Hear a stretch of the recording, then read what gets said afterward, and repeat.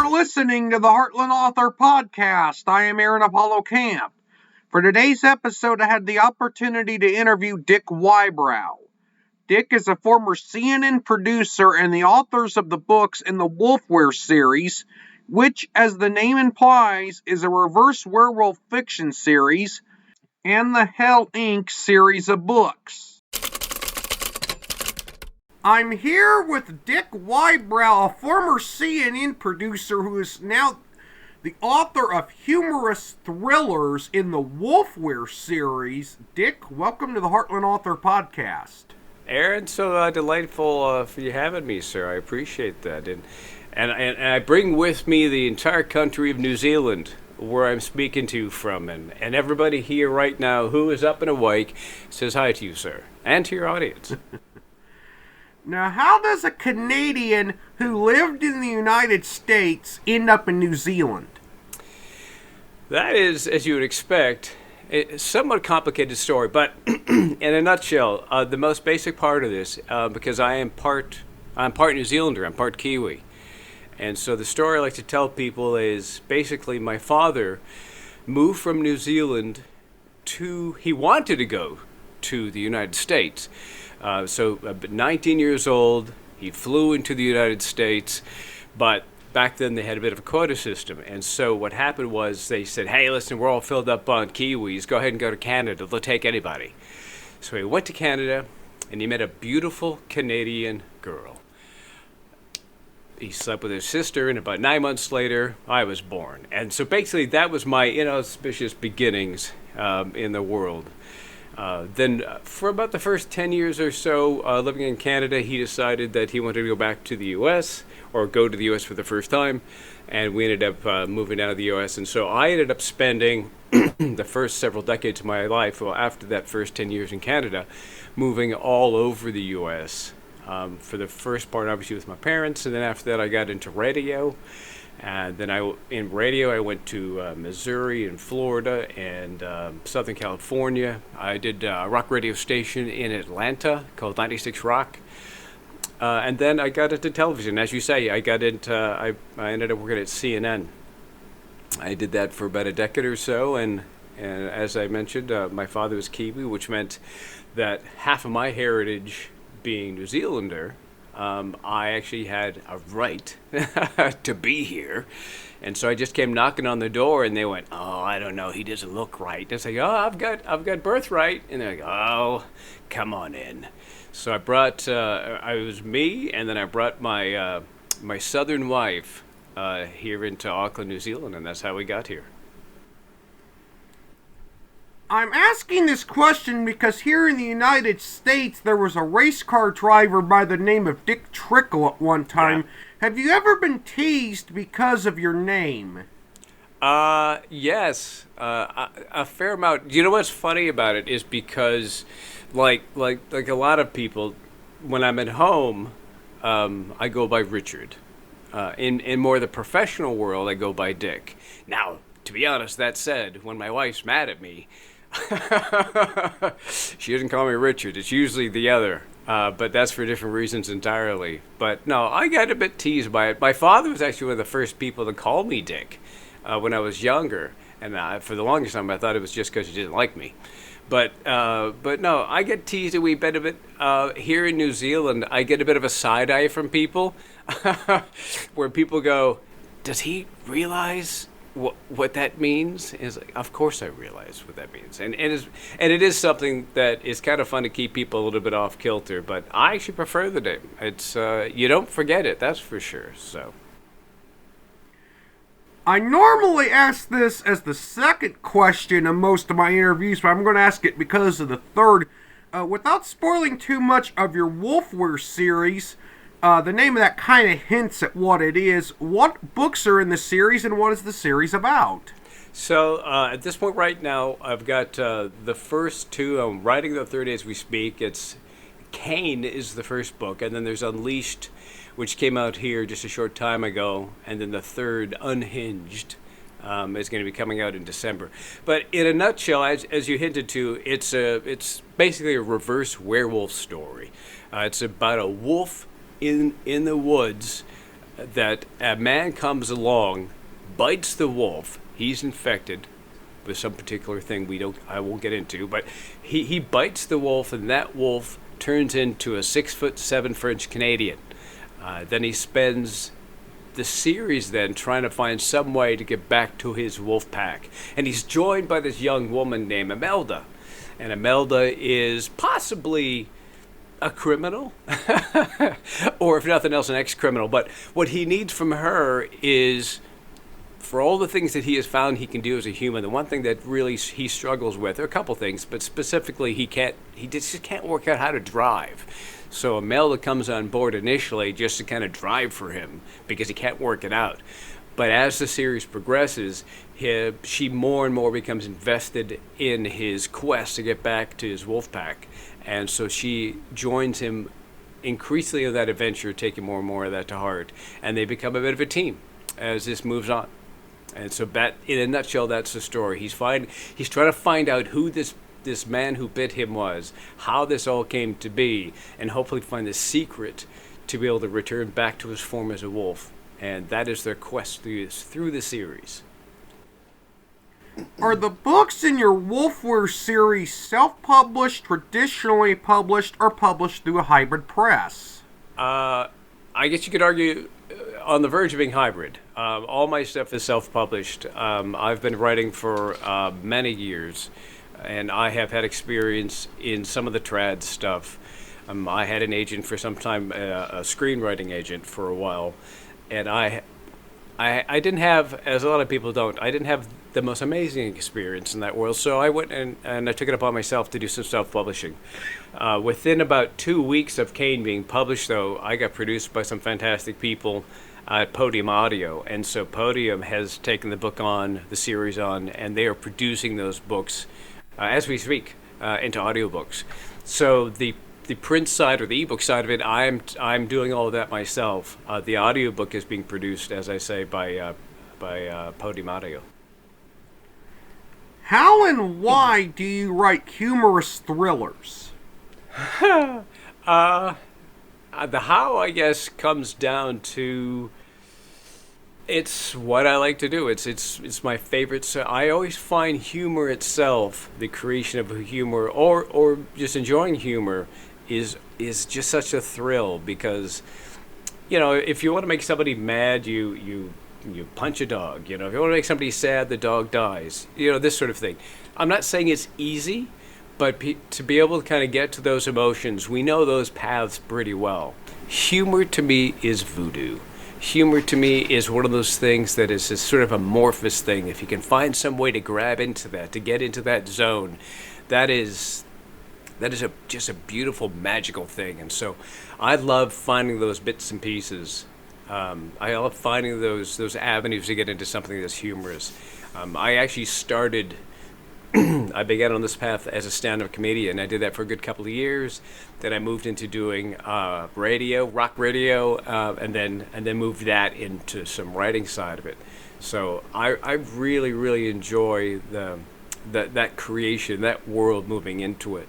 And I actually find, like, I've got another series called Hell Inc. It's also in a bit of a supernatural world, but I really enjoy writing that kind of thriller, adventure, these monster books right now with Kane. But a lot of it is sort of a device to delve into the human condition, and then moments and avenues to be able to create humor, because it's something that is so satisfying when somebody will pick up your stuff and contact you and say, hey, this is something that made me laugh out loud, or I've never laughed out loud while reading something, and to be able to give that gift to somebody, to give the gift of laughter, of joy like that, is so rewarding and so fascinating too, because I'll get notes from somebody in the UK, I'll get the note from somebody, in Southern California, New York, Australia, and I do find, while humor itself has to be in some way presented in a way where it can be somewhat universal, it is fun when you see a moment that really resonates with people all around the world. And so I really love being able to get into that world, create those worlds, and see people respond to that. And so far they have been. Do you plot the entire series and/or each book in it? Do you write it by the seat of your pants, or is your plotting process somewhere in between that of a plotter and a pantser? Yeah, it's funny. I wish I was more organized. I wish it was somebody who could say, "Listen, in this chapter, I'm going to be doing this. In this chapter, I'm going to be doing that." I find going into this story, like for example, the most recent series I'm writing Unhinged, the third book, and I came into this and I literally knew what was sort of happening in chapter one, and to be honest, that chapter did not even contain my main characters, and so I I didn't entirely know what was going on, and so if I feel that if you can create these characters, if you can flesh them out in your head to the point where they're almost voices in your head, that you sort of create an environment, create a world for them, and they start to tell you what's happening.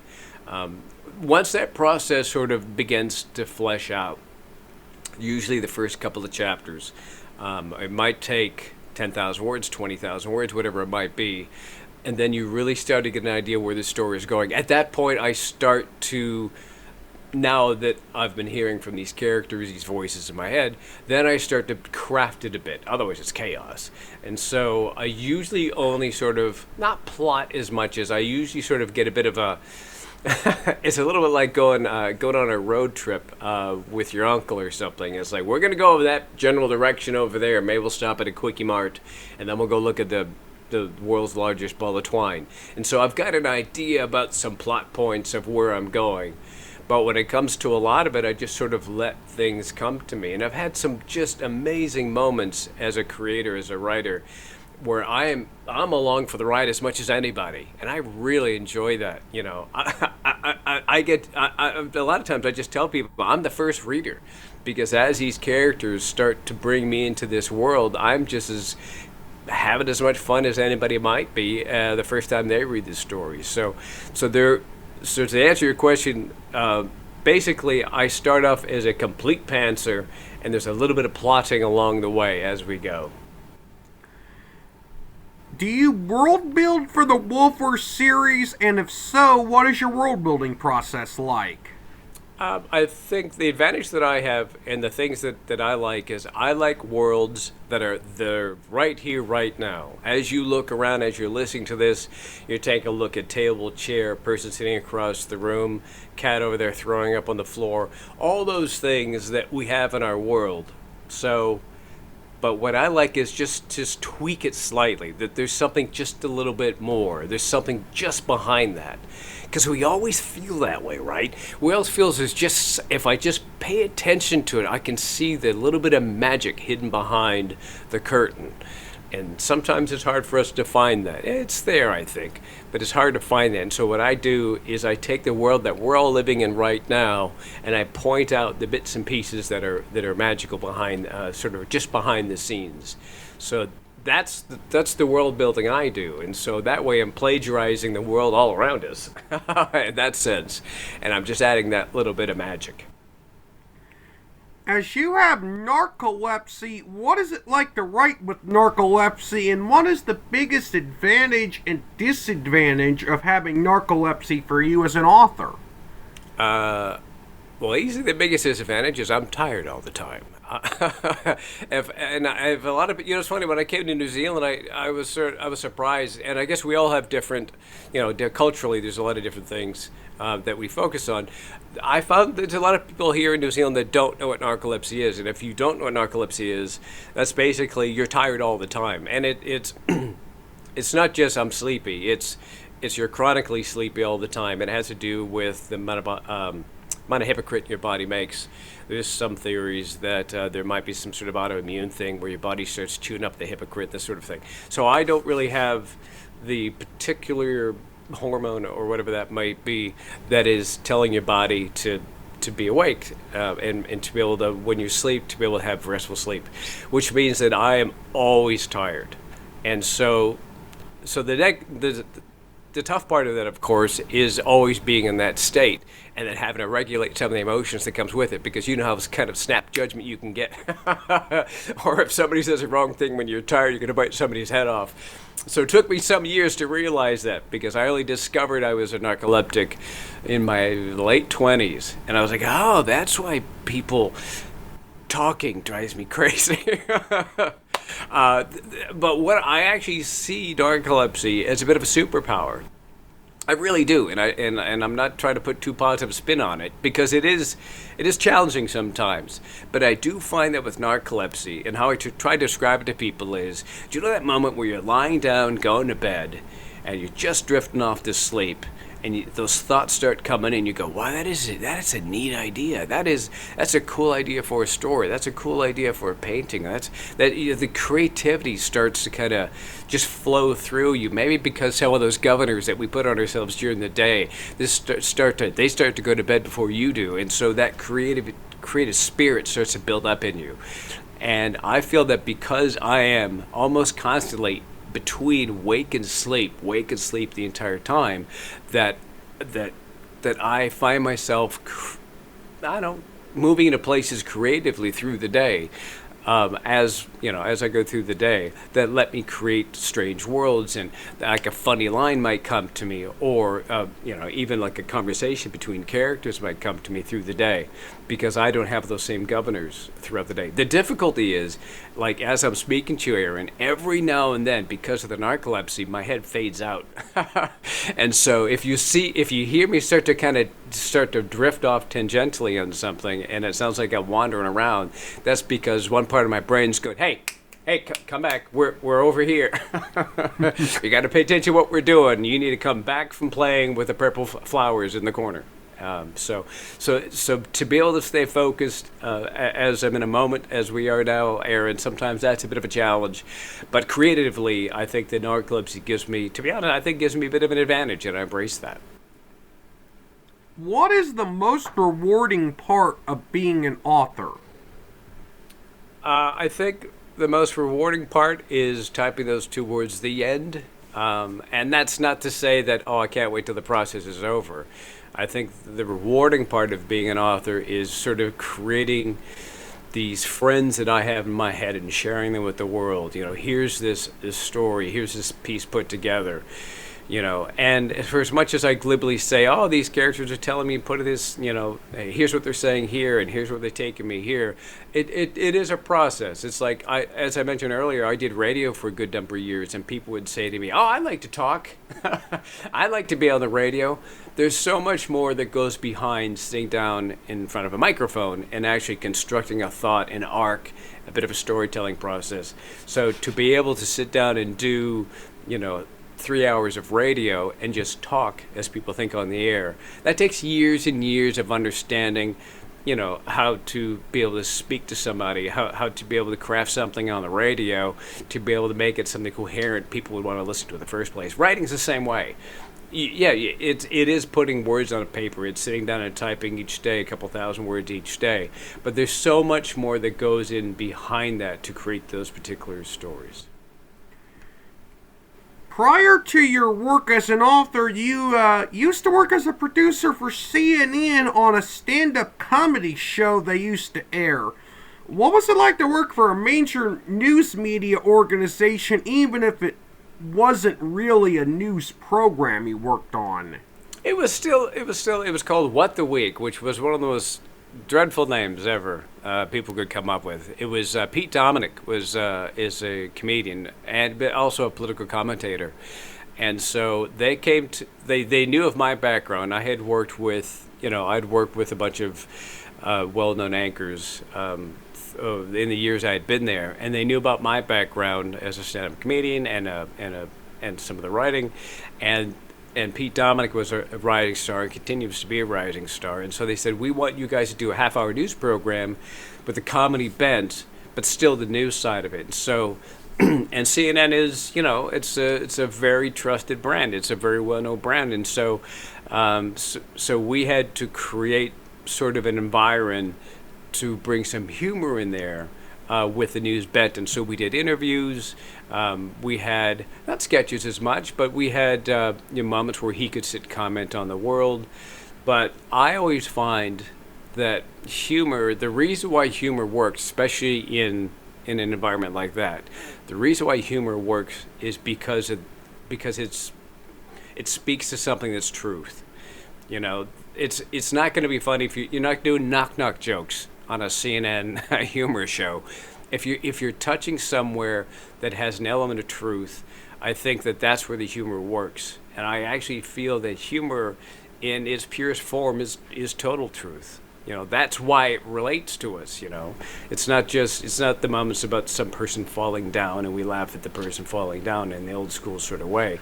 The reason why you're finding that moment funny is because it's striking a chord in us, saying like, yeah, I get that. That makes total sense in my head, and that's ludicrous what these people are saying over there, or that person is taking himself so seriously, and you've just called them out.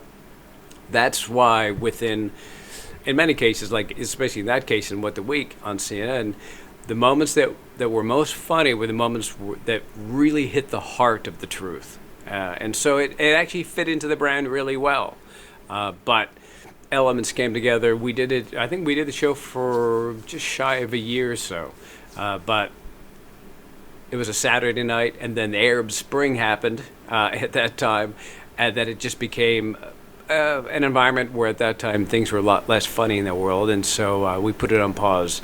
And who knows? And maybe one day it might come back. Dick Wybrow, you are a wonderful guest for this podcast, and I thank you for appearing on the Heartland Author Podcast. Aaron, thank you so much, sir. I really appreciate the time, and I hope everybody out there has a fantastic day. I hope y'all had a safe and happy Halloween. This is Aaron Apollo Camp reminding y'all to write your imagination. Bye for now. You can learn more about me and my book writing projects at campaaronapollo.wixsite.com/authoraac. You can follow me on Facebook at AuthorAAC and on Instagram at AACscribe. Copyright 2023, Aaron Apollo Camp, all rights reserved. This podcast episode is intended for the private listening of our audience. Any reuse or retransmission of this podcast episode without the express written consent of the podcast host is prohibited, except under fair use guidelines. Royalty-free music and sound effects obtained from https://www.zapsplat.com.